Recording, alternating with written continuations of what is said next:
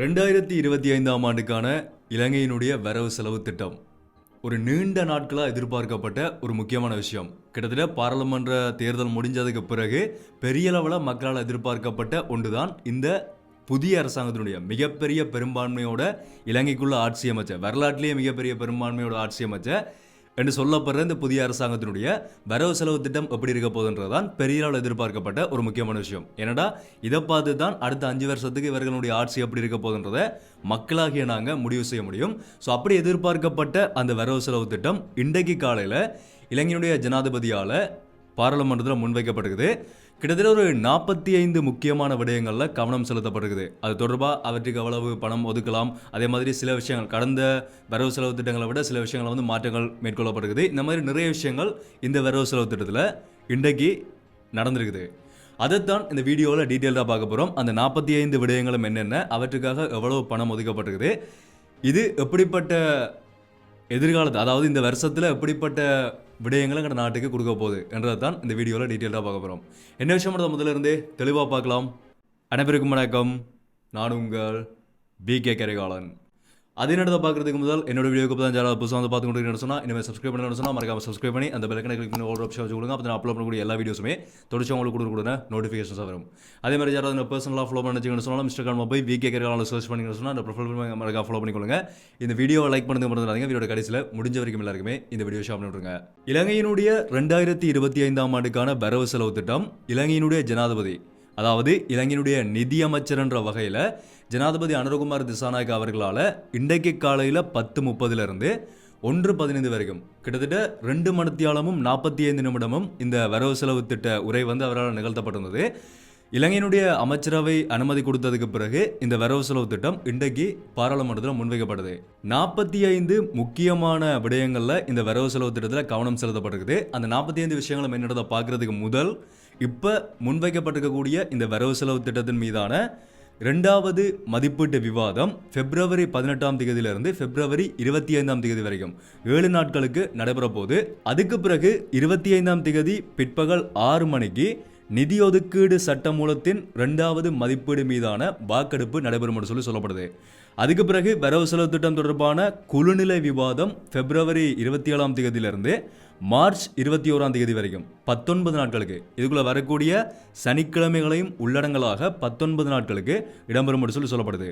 அதுக்கான வாக்கெடுப்பு மார்ச் 21ஆம் தேதி பிற்பகல் 6 மணிக்கு நடத்தப்படும் என்று சொல்லி இலங்கையினுடைய பாராளுமன்றத்தால் ஒரு விடயம் உத்தியோகபூர்வமாக இப்போ சொல்லப்பட்டிருக்குது. ஓகே, இப்போ அந்த 45 துறைகள், அந்த 45 விடயங்களும் என்னென்ன, அவற்றுக்காக எவ்வளவு பணம் ஒதுக்கப்பட்டிருக்கின்றத ஒவ்வொன்றா முதல்ல இருந்தே பார்க்கலாம். முதலாவது பொருட்கள் மற்றும் சேவைகள் ஏற்றுமதி விரிவாக்கல் என்று சொல்லி ஒரு விடயத்தில் கவனம் செலுத்தப்படுகிறது. இதுக்குள்ள நிறைய சிறிய இப்போ நான் சொல்ல போகிற இந்த 45 விடயங்களும் பிரதானமான முக்கியமான விடயங்கள். அதுக்குள்ள இன்னும் சிறிய குறிப்பிட்ட விடயங்கள் உள்ளடக்கப்பட்டிருக்குது. நான் முடிஞ்சால் அடுத்தடுத்த வீடியோக்குள்ள இந்த 45 விடயங்களையும் முக்கியமான தலைப்புகளை மட்டும் தனித்தனி ஒவ்வொரு வீடியோவில் அதில் என்ன சொல்லப்பட்டிருக்குது, எவ்வளோ பணம் ஒதுக்கப்பட்டிருக்கிறத அடுத்தடுத்த வீடியோவில் அப்லோட் பண்ணுறேன். இப்போ சுருக்கமாக அதை என்னிடத்தை பார்க்கலாம். ஸோ முதலாவது பொருட்கள் மற்றும் சேவைகள் ஏற்றுமதி விரிவாக்கல். 2வது முதலீட்டு ஊக்குவிப்பு மற்றும் வசதி அளிப்புக்காக 750 மில்லியன் இலங்கை ரூபாய் ஒதுக்கப்பட்டிருக்குது. நான் சொல்ல போகிறது எல்லாமே இலங்கை ரூபாய் தான். ஸோ இதுக்காக 750 மில்லியன் ரூபாய் பணம் ஒதுக்கப்பட்டிருக்குது. 3வது இலங்கையின் கேந்திர முக்கியத்திலிருந்து அனுகூலமடைதல், அதாவது இலங்கையினுடைய துறைமுகங்களை அபிவிருத்தி செய்வதன் மூலமாக அதிலிருந்து பெற்றுக்கொள்ளக்கூடிய அனுகூலங்களுக்காக 2500 மில்லியன் ரூபாய் பணம் ஒதுக்கப்பட்டிருக்குது. 4வது டிஜிட்டல் பொருளாதார முன்னேற்றம், இதில் மிகப்பெரிய அளவில் கவனம் செலுத்தப்படுகிறது. நான் ஏற்கனவே இந்த வீடியோ அப்லோட் பண்ணியிருப்பேன். இலங்கைக்குள்ள கேஷ்லெஸ் எக்கனாமி, அதாவது பணம் இல்லாத பொருளாதாரத்தை நோக்கி தான் இந்த புதிய அரசாங்கம் போய்கொண்டிருக்குது. இலங்கையில் இனிமேல் பணம் டிஜிட்டல் பண பரிமாற்ற முறை, டிஜிட்டல் டிரான்சாக்ஷன் தான் கொண்டு வரப்பட போகுதுன்னு சொல்லி அதுலேயும் மிக முக்கியமாக கவனம் செலுத்தி இந்த டிஜிட்டல் பொருளாதார முன்னேற்றத்துக்காக 3000 மில்லியன் ரூபாய் பணம் இந்த வருட வரவு செலவு திட்டத்திலிருந்து ஒதுக்கப்பட்டிருக்குது. அடுத்தது 5வது சுற்றுலாத்துறைக்காக 500 மில்லியன் ரூபாய் ஒதுக்கப்பட்டிருக்குது. சுற்றுலாத்துறைக்குள்ள நடக்கக்கூடிய அபிவிருத்திகள் எல்லாத்துக்குமே சேர்த்து தான் இந்த பணம் ஒதுக்கப்பட்டிருக்குது. அடுத்தது 6வது பொருளாதார அபிவிருத்தியின் முதுகெலும்பாக சிறிய மற்றும் நடுத்தர தொழில் முயற்சி அபிவிருத்தி.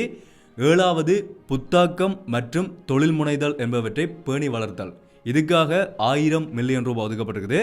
அடுத்தது 8வது செலவின முகாமைத்துவம், இதுக்குள்ளே பார்த்தோம்னு சொன்னால் அதிகூடிய செயற்பாடு மற்றும் பராமரிப்பு செலவு கொண்ட அனைத்து வாகனங்களும் ஏலத்தில் விடப்படும். இது ஏற்கனவே சொல்லப்பட்ட ஒரு விஷயம்தான். அரசாங்கத்தால் பெற்றுக்கொள்ளப்பட்ட முன்னாள் அமைச்சர்கள் பயன்படுத்தினது, முன்னாள் பாராளுமன்ற உறுப்பினர்கள் பயன்படுத்தின பெற்றுக்கொள்ளப்பட்ட வாகனங்கள், அதே மாதிரி இப்போ மிச்சமாக பெற்றுக்கொள்ளப்படாமல் இருக்கக்கூடிய வாகனங்கள் கூட எல்லாமே ஏலத்தில் விடப்படும். அது இனிமேல் அரசாங்கத்தால் பயன்படுத்தப்படாதுன்ற மாதிரி ஒரு விடயம் சொல்லப்படுகிறது. இந்த செலவின முகாமைத்துவத்துக்குள்ள தான் அதிகமான விடயங்கள் உள்ளடக்கப்பட்டிருக்குது. ஏன்னு சொன்னால் அரசாங்கத்துக்கு அதிகமாக போகக்கூடிய எல்லா செலவுகளுமே இதுக்குள்ளே குறைக்கப்படுகிறது. அடுத்த விஷயம், அரச ஊழியர்களுக்கு சொந்த வாகனங்களை பயன்படுத்த ஊக்குவிப்பு நடவடிக்கைகள். அரச ஊழியர்களில் இருக்கக்கூடிய பிரதானமான ஊழியர்களுக்கு வழங்கப்படக்கூடிய வாகனங்கள் இருக்குது தானே, அந்த வாகனங்கள், அவர்களுக்காக அந்த வாகனத்துக்கு வைக்கப்படக்கூடிய ஒரு சாரதி, அவருக்கு கொடுக்கப்படக்கூடிய சம்பளம், அதுக்கு பிறகு அந்த வாகனத்துக்கு கொடுக்கப்படக்கூடிய எரிபொருள் செலவுன்னு சொல்லி இது எல்லாமே பெரிய செலவாக இருக்கிறபடியா இனிமேல் அரச ஊழியர்களை தங்களினுடைய சொந்த வாகனங்களை பயன்படுத்துறதுக்கு ஊக்குவிக்கிறதுக்கும் அதுக்கான எரிபொருள் செலவை விட அரசாங்கம் கொடுக்குமன்ற மாதிரி ஒரு விடயம் சொல்லப்படுகிறது. அடுத்தது 9வது மகளிர் பொருளாதார பங்களிப்புக்கு ஒத்துழைத்தல். இதுக்குள்ள கர்ப்பிணி தாய்மார்களுக்கான போஷாக்கு திட்டத்துக்காக 7500 மில்லியன் ரூபாய் பணம் ஒதுக்கப்பட்டிருக்குது. அதே மாதிரி பாலூட்டும் தாய்மார் மற்றும் குழந்தைகளினுடைய போஷாக்குக்காக 5000 மில்லியன் ரூபாய் பணம் ஒதுக்கப்பட்டிருக்குது. 10வது சுகாதாரத்துறை. ஒரு ஆரோக்கியமான சமூகத்தை நோக்கி என்ற ஒரு தொனிப்பொருளை, அதாவது அந்த பார்லிமெண்ட்டுடைய வரவு செலவு திட்டத்தில் கொடுக்கப்படக்கூடிய தலைப்பே இதுவாக தான் இருக்குது, ஒரு ஆரோக்கியமான சமூகத்தை நோக்கி என்று சொல்லி. இந்த முறை இந்த வரவு செலவு திட்டத்தில் மிக அதிகமாக கவனம் செலுத்தப்பட்டதும் அதிகமான பணம் ஒதுக்கப்பட்டதாகவும் சொல்லப்பட்ட 2 முக்கியமான விடயங்கள் தான். ஒன்று சுகாதாரத்துறை, 2வது கல்வி. இது ரெண்டையும் பற்றி தனியாக ஃபுல் டீட்டெயில்டாக ஒரு வீடியோ நான் அப்லோட் பண்ணுறதுக்கு பிளான் பண்ணியிருக்கேன். என்னென்னு சொன்னால் கல்வியில் அதிகமான மாற்றங்கள் கொண்டு வரப்பட போகிறதா இப்போ இருக்கக்கூடிய அரசாங்கத்தால் அதிகமாக பேசப்பட்டு கொண்டிருக்குது. ஸோ அதனால் அதை பற்றி ஃபுல் டீட்டெயில்டாக இன்னொரு வீடியோவில் நான் அப்லோட் பண்ணுறேன். ஸோ அடுத்தது நான் சொன்ன மாதிரி கல்வி, 11வது கல்வி, அனைவருக்கும் கல்வி வாய்ப்புகள் என்ற ரீதியில் கல்விக்கும் பணம் ஒதுக்கப்பட்டிருக்குது. அதை அடுத்த வீடியோவில் நான் அப்லோட் பண்ணுறேன். 12வது வலுசக்தி துறை, 13வது விவசாயம் மற்றும் உணவு பாதுகாப்பு. விவசாயத்திலையும் அதிகமான மாற்றங்கள் கொண்டு வரப்படுது. இந்த விவசாயிகளுக்கான மானியங்கள், அதே மாதிரி உர மானியம், இந்த மாதிரியான விடயங்களையும் அதிகமாக இந்த வருட வரவு செலவு திட்டத்தில் கவனம் செலுத்தப்படுகிறது. 14வது பெருந்தோட்டங்கள் மற்றும் ஏற்றுமதி பயிர்கள். இதுக்குள்ள தெங்கு உற்பத்திக்காக, தென்னை உற்பத்திக்காக 500 மில்லியன் ரூபாய் பணம் இந்த விட வரவு செலவு திட்டத்தில் ஒதுக்கப்பட்டிருக்குது. புதிய தென்னைகளை பயிரிடுறது, அதே மாதிரி தேங்காயால் வரக்கூடிய வருமானத்திலிருந்து எப்படி வெளிநாடுகளுக்கு எவ்வளோ தேங்காய்களை ஏற்றுமதி செய்ய போகிறோம், எங்கள் நாட்டுக்குள்ள எவ்வளோ பயன்படுத்த போதும்னு சொல்லி எல்லாமே பிரித்து 500 மில்லியன் ரூபாய் பணம் இவற்றுக்காக ஒதுக்கப்பட்டிருக்குது. அடுத்தது பிற ஏற்றுமதி பயிர்களுக்காக 250 மில்லியன் ரூபாய் பணம் ஒதுக்கப்பட்டிருக்குது. 15வது கடல் தொழில்துறை நீருயிரின வளர்ப்பு. இதுக்காக 200 மில்லியன் ரூபாய் பணம் ஒதுக்கப்பட்டிருக்குது. 16வது சமூக பாதுகாப்பு. அதுக்குள்ளே பார்க்க போனோம்னு சொன்னால் முதியவர் கொடுப்பனவு, மாணவர் கொடுப்பனவு, நோயாளர்கள் கொடுப்பனவு, மற்றது அனர்த்தங்கள் ஏற்படும் போது அவற்றுக்காக கொடுக்கப்படக்கூடிய கொடுப்பனவுகள், இந்த எல்லா கொடுப்பனவுகள்லையுமே இந்த வருட வரவு செலவு திட்டத்தில் அதிகரிக்கப்படுகிறது. அவர்களுடைய கொடுப்பனவில் ஒரு குறிப்பிடளவான அதிகரிப்பு இந்த வருடம் அதிகரிக்கப்படுகிறது. அதே மாதிரி 14வது பார்த்தோம்னு சொன்னால் புலம்பெயர்ந்த தொழிலாளர்கள் மற்றும் அவர்களுடைய வருமானங்களை ஊக்குவித்தல். புலம்பெயர்ந்த தொழிலாளர்கள் மூலமாக எங்கள் நாட்டுக்கு அதிகமான வருமானங்கள் கிடைச்சி கொண்டிருக்குது. அவர்களுடைய வருமானங்களை அதிகரிக்கிறதுக்காக அவர்களுக்கான ஊக்குவிப்புகள் வழங்குகிற செயற்பாடுகள் நாட்டுக்குள்ளே நடக்கும் என்று சொல்லப்படுகிறது. 18வது சிரேஷ்ட பிரஜைகளுக்கான வட்டி வீதம் சொல்லி 15,000 மில்லியன் ரூபாய் பணம் இந்த குறிப்பிட்ட விடயத்துக்காக ஒதுக்கப்பட்டிருக்குது. இதையும் இன்னொரு வீடியோவில் நான் முடிஞ்சால் விரிவாக சொல்கிறேன். ஏன்னு சொன்னால் இதுலேயும் எனக்கு சில விஷயங்கள் தெளிவில்லாமல் இருக்குது. ஃபுல்லாக பார்த்தினா, ஆனால் சில விஷயங்கள் எதுக்காக இவ்வளோ பணம் ஒதுக்கப்பட்டிருக்கிறது சரியாக தெரியலை. நான் முடிஞ்சால் அடுத்த வீடியோவில் கண்டிப்பாக அதையும் தெளிவாக சொல்கிறேன். அடுத்தது 19வது போதைப் பொருளற்ற சமூகத்தை உருவாக்குறதுக்காக 500 மில்லியன் ரூபாய் பணம். இது முக்கியமாக ஹைலைட் பண்ண வேண்டிய ஒரு விஷயம். போதைப் பொருள் தொடர்பான அந்த ஒழிப்புகளை மேற்கொள்றதுக்காக இது அவர்களை கைது செய்கிறது மட்டும் இல்லாமல் இந்த போதைப்பொருள் தொடர்பான விழிப்புணர்வு திட்டங்களையும் நாங்கள் முன்னெடுப்போம்னு சொல்லி இந்த அரசாங்கத்தால் இந்த அரசாங்கத்தால் இந்த பணம் இப்போ ஒதுக்கப்பட்டிருக்குது. 500 மில்லியன் ரூபாய் பணம் இதுக்காக ஒதுக்கப்பட்டிருக்குது. அது நல்ல ஒரு விஷயமா இருக்குது. அடுத்தது 20வது தண்டனை கைதிகளுக்கான திறன் அபிவிருத்தி நிகழ்ச்சி திட்டம். அதுக்காக 100 மில்லியன் ரூபாய் பணம் ஒதுக்கப்பட்டிருக்குது. அதாவது இப்போ சிறையில் இருக்கக்கூடிய கைதிகள், இலங்கைக்குள்ளே இருக்கக்கூடிய அனைத்து சிறைச்சாலைகளையும் இருக்கக்கூடிய கைதிகளில் முதலாவது தண்டனை பெற்ற கைதிகள் என்று சொல்லி ஒரு பகுதியினர் இருக்கிறார்கள். அடுத்தது விளக்கமறியலில் வைக்கப்பட்ட கைதிகள் என்று சொல்லி இன்னொரு பகுதியினர் இருக்கிறார்கள். ஸோ இவர்களுக்கான அவர்களுடைய திறன்களை மேம்படுத்துறதுக்கான அபிவிருத்தி திட்டங்களுக்காக இந்த 100 மில்லியன் ரூபாய் பணம் வந்து ஒதுக்கப்பட்டிருக்குது. அடுத்தது 21வது பொது போக்குவரத்து துறையை நவீனமயப்படுத்தல். அதுக்குள்ளே பார்க்க போனோம்னு சொன்னால் பேருந்து துறையை நவீனமயப்படுத்துறதுக்காக 3000 மில்லியன் ரூபாய் பணம் ஒதுக்கப்பட்டிருக்குது. புகையிரத துறையை நவீனமயப்படுத்துறதுக்காக 1000 மில்லியன் ரூபாய் பணம். விவசாய உற்பத்திகளுக்கான ரயில் போக்குவரத்து, விவசாய உற்பத்திகளையும் சந்தைப்படுத்துறதுக்காக ரயில் போக்குவரத்து துறைகளை வந்து பயன்படுத்தப்பட போகிறதா சொல்லப்படுகிறது. அதுக்காக 100 மில்லியன் ரூபாய் பணமும் ஒதுக்கப்பட்டிருக்குது. இதுக்குள்ள இந்த பேருந்து துறையில் வந்து அதிகளவான மாற்றங்கள் ஏற்படும் சொல்லி பிரதானமாக சொல்ல போனால் அரச பேருந்துகள், தனியார் பேருந்துகள் இரண்டுக்கான அந்த நேர அட்டவணை ஒரே நேரத்தில் செயற்படுத்தப்படும்ன்ற மாதிரி ஒரு விடயம் வந்து சொல்லப்படுகிறது. அது எவ்வளவுக்கு சாத்தியமானது தெரியலை, ஆனால் பொறுத்திருந்து பார்ப்போம் எப்படி வருதுன்னு சொல்லி. ஏன்னா இனிமேல் தான் விவாதங்கள் நடக்க போகுது, அதை முடிய விட்டு தான் அது எப்படி நடக்கும்ன்றதை வந்து நாங்கள் பார்க்கலாம். ஓகே, அடுத்தது பார்க்க போனோம்னு சொன்னால் 22வது பிராந்திய அபிவிருத்தி, 23வது மாவட்ட அபிவிருத்தி நிகழ்ச்சி திட்டத்துக்காக 2000 மில்லியன் ரூபாய் பணம் இதுக்காக ஒதுக்கப்பட்டிருக்குது. அடுத்தது 24வது கிழக்கு மாகாணத்தினுடைய அபிவிருத்தி. இந்த 45 விடயங்களுக்குள்ள பிரதானமாக சொல்லப்பட்டிருக்குது. ஸோ அந்த அபிவிருத்திக்கான செயற்திட்டங்கள் கல்வி, சுகாதாரம் எல்லாத்துலேயுமே அபிவிருத்திகள் மேற்கொள்ளப்படும் என்று சொல்லி ஒரு விடயம் வந்து முன்வைக்கப்பட்டிருக்குது. அடுத்தது 25வது மலையக தமிழ் மக்களின் வாழ்க்கை தரத்தினை மேம்படுத்துவதற்கான நிகழ்ச்சி திட்டங்கள்.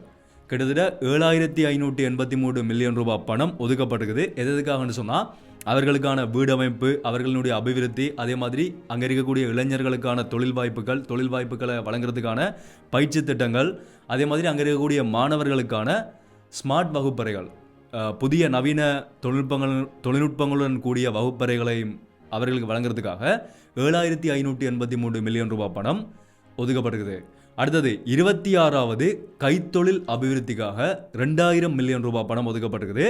27வது கிளீன் ஸ்ரீலங்கா திட்டத்துக்காக 5000 மில்லியன் ரூபாய் பணம் ஒதுக்கப்படுகிறது. கிளீன் ஸ்ரீலங்கா திட்டம் சொன்னால் ஏற்கனவே எல்லாருக்குமே தெரியும், நாடு முழுவதும் சுத்தப்படுத்துறது, அதே மாதிரி எல்லா விடயங்களுமே வந்து அதுக்கு உள்ளடக்கப்படுகிறது.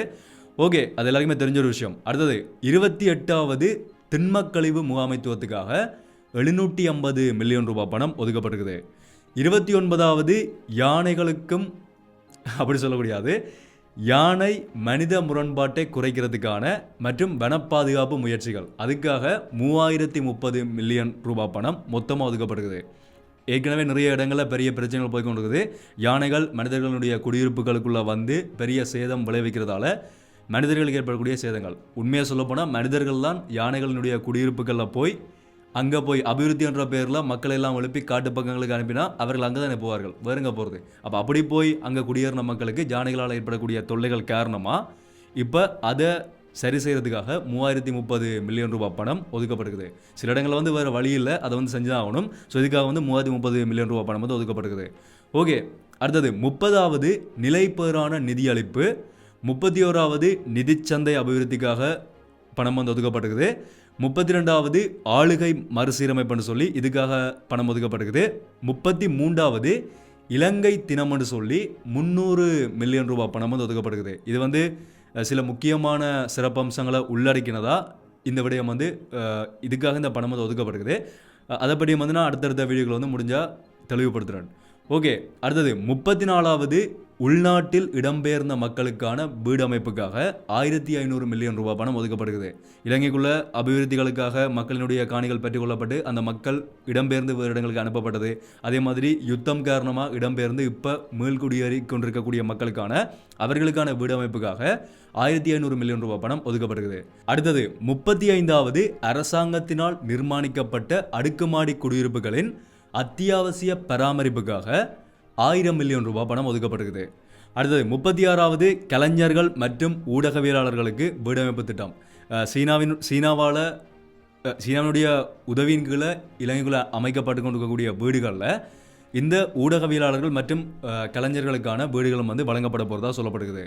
அடுத்தது 37வது குடிநீர் துறையில் நிதி வந்து ஒதுக்கப்பட்டிருக்குது. 38வது அரச சேவையில் காணப்படும் அத்தியாவசிய பதவி வெற்றிடங்களை நிரப்புதல்.